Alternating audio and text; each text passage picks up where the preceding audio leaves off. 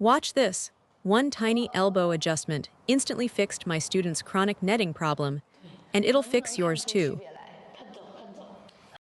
If your forehand loop keeps diving into the net, the problem is almost certainly in your elbow path. Watch closely. The key to creating that outward arc on your loop is right here in how the elbow moves. See if you can spot the difference. Watch how top players keep the elbow close to the body on the backswing, sweeping outward and then collecting back in. Here's the common mistake.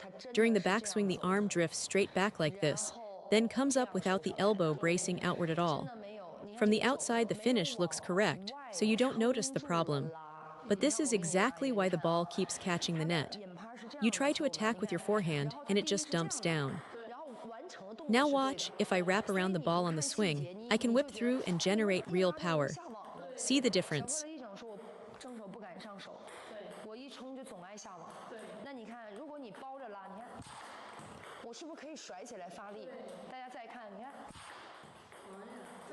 So what does this feel like? The way I describe it is, looping should feel like giving someone a hug. You're wrapping around the ball, not pushing it away. Let me demonstrate. Imagine my partner is standing right here. When you loop, the feeling is like reaching out to embrace. You hold that arc open with your elbow and shoulder. The elbow and shoulder have to stay braced outward, maintaining that curved path. Now here's the wrong version, pushing straight forward like this. The elbow drives directly at the target. When you push like that, sometimes the ball has almost no spin. You're just shoving it.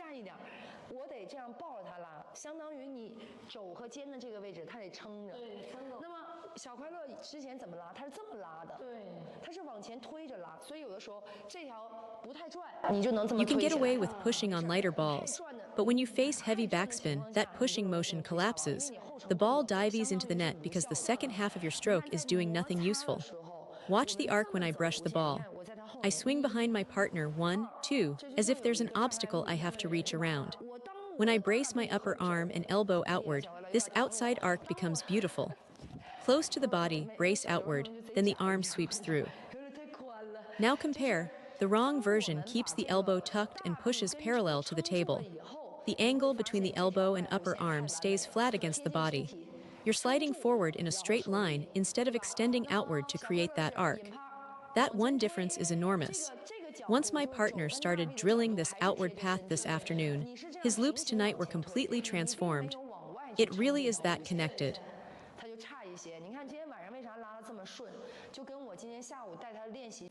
Now let me ask you something. Watch, I've got a little prop here. Let's start with a small motion. Am I contacting the ball like this or like this? Watch closely.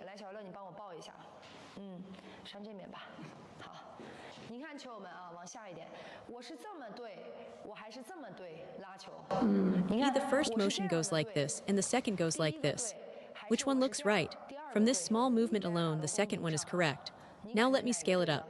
Watch, this is the wrapping motion that creates friction along that outside arc. If instead I push straight out, that's pure collision. The ball can only go forward with no curve. That's exactly why your loop against backspin has no arc. The moment your racket meets the ball, your arm is pushing rather than tracing that curved path. So where is the real key?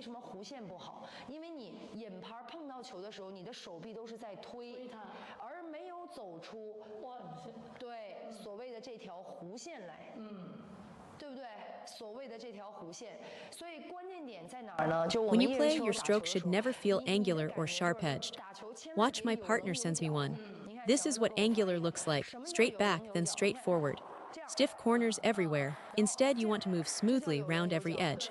Think of it like car design. Some cars have sharp, boxy lines, but others flow with smooth curves. Our stroke is called a topspin loop for a reason. We need to trace an arc. Watch the path of my arm. Can you see the curve? Wrapping around the ball.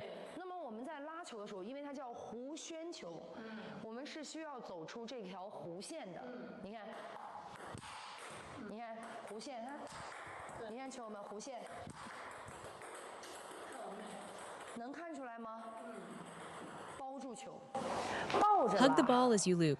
Don't push it. Don't lift it. Those are all angular, sharp-edged motions. Wrap around the ball, embrace it through the stroke.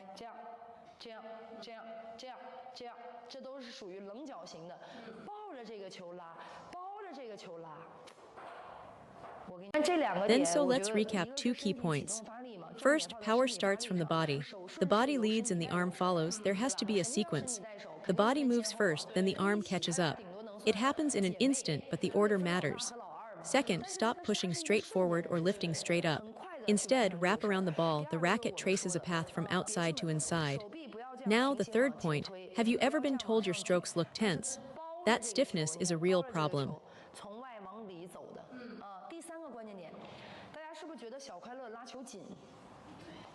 有没有打球很紧的？别人说你打球很紧的，When I make contact, there can be a slight angle toward the side of the ball, but it's never pure side contact. There's just a touch of lateral position as I wrap around it. Now about tension.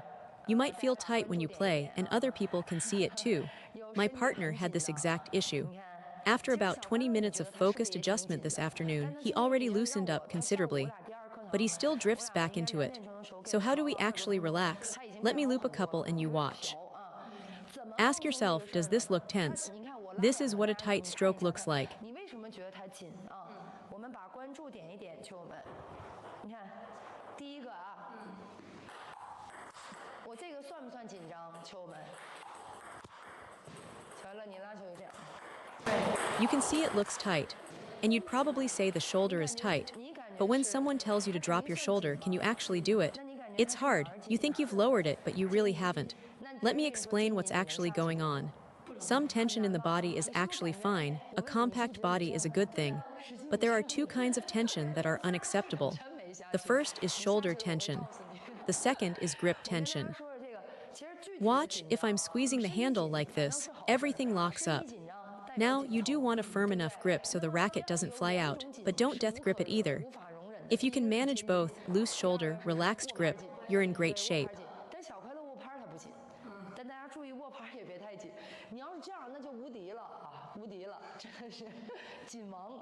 Now let's talk about the shoulder specifically.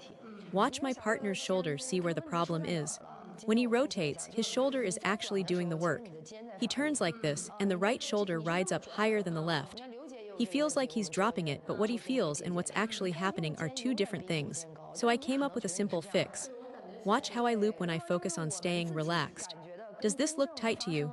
Now watch this version, see the difference.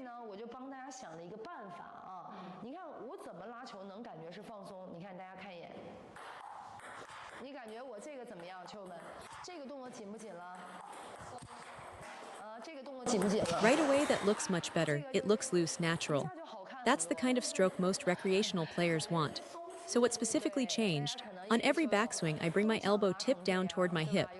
Watch my partner, he thinks he's getting low, but his elbow is still floating up here by his ribs. Now if he moves that elbow down to hip height, right to the hip bone, watch what happens. The shoulder drops naturally. See, it just comes down on its own.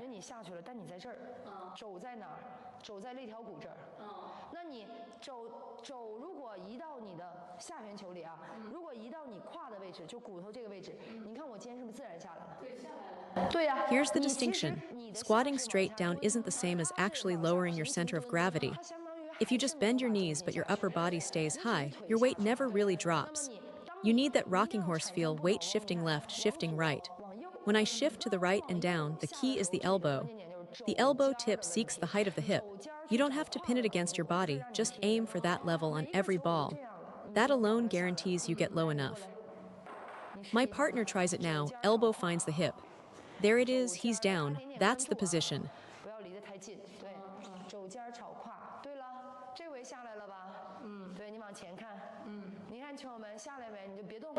Once you commit to that one focus, elbow finds the hip, you naturally drop down, and the shoulder relaxes on its own. Watch, elbow to hip, then trace the outside arc around the ball. Again, elbow to hip, stay loose, there it is. Now here's why the shoulder matters so much. When the shoulder stays high and you rotate on a flat plane, your hand can only get this low. But the moment the shoulder drops, the racket can reach well below the table and sweep up through a full arc. That's where the spin lives. So take these two cues into your practice. Guide your elbow down to hip height on every backswing and let the shoulder fall with it. Start slow, feel the relaxation, then build speed. The arc and the power will follow.